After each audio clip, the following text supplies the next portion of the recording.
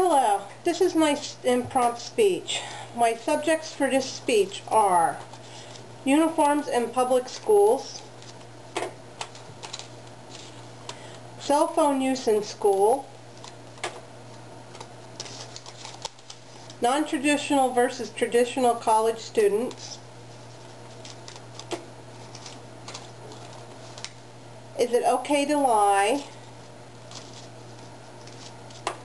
and last is marrying before the age of 21.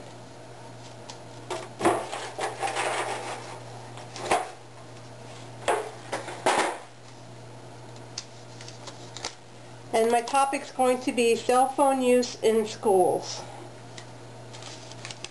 And there it is.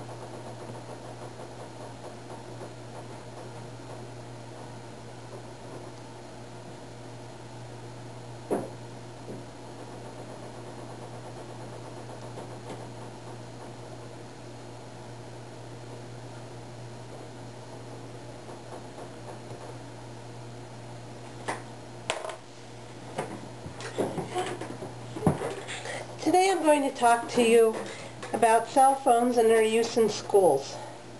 For this speech, my central idea reads, cell phones should be shut off and put away during school hours.